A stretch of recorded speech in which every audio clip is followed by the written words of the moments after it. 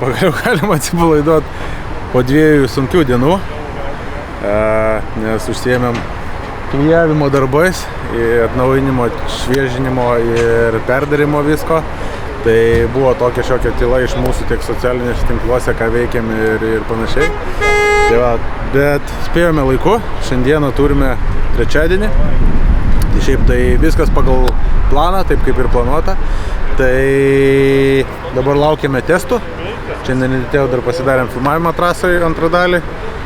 Susipakavome, pailsėjome po 2 tikrai įtemptų dienų.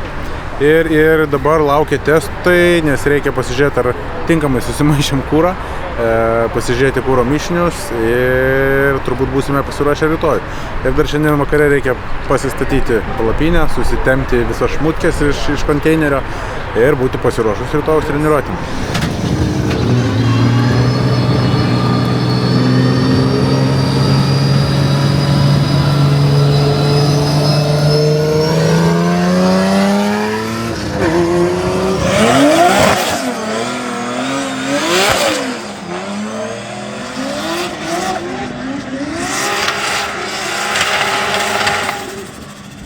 Tai va, pasitestavom, žiūrim dabar logus, tikrinamės mišinius.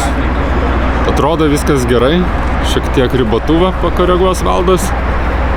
Ir dar rytoj tada jau per treniruotės, tai iki galo susidėliosim mišinius, programas, būstą, išsiaiškinsim, kokio mums jo reikia.